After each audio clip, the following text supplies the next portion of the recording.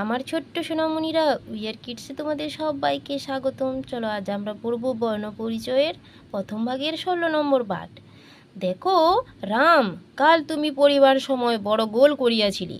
পড়িবার সময় গোল করিলে ভালো পড়া হয় না, কেহ শুনিতে পায় না। তোমাকে বারণ করিতেছি, আর কখনো পড়িবার সময় গোল করিও না।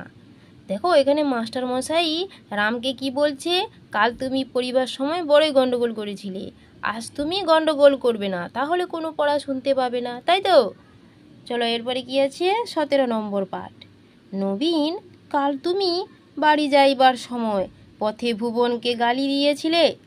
তুমি ছেলে মানুষ, জানো না কাহাকেও গালি দেওয়া ভালো নয়, আর যদি তুমি কাহাকেও গালি দাও আমি সকলকে বলিয়া দিব, কেহ তোমার সহিত কথা কহিবে না।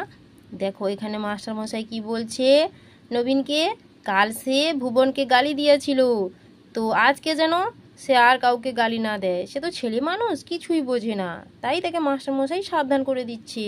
18 নম্বর পাঠ। গিরিশ, কাল তুমি পড়িতে আসো নাই কেন? শুনিলাম কোনো কাজ ছিল না, মিছামিছি কামাই করিয়াছ, সারাদিন খেলা করিয়াছ, রোদে দৌড়াদৌড়ি করিয়াছ, বাড়িতে অনেক উৎপাত করিয়াছ। আজ তোমাকে কিছু বলিলাম না, দেখিও আর যেন কখনো এরূপ না হয়।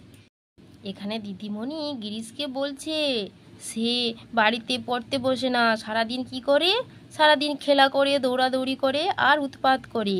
তাই ম্যাডাম তাকে ধমকাচ্ছেন আর বলছেন কখনো এরূপ করবে না, তাহলে তাকে বকাবকি করবে ম্যাডাম। এখানে দিদিমণি গিরিশকে কি বলছে বলো তো, সে কাল পড়িতে বসে নাই, সারাদিন কি করেছে, বাড়িতে সারাদিন খেলা করেছে, রোদে রোদে দৌড়াদৌড়ি করেছে আর অনেক উৎপাত করেছে। তাই দিদিমণি বলছে আজ তোমাকে কিছু বললাম না, এরকম আর কখনো করিও না, তাহলে দিদিমণি তাকে ধমকে দেবেন। তো সোনামণিরা, তোমাদের যদি ভিডিওটি ভালো লেগে থাকে তাহলে তোমরা চ্যানেলটি সাবস্ক্রাইব করে রাখো এরকম আরও নতুন নতুন ভিডিও পেতে।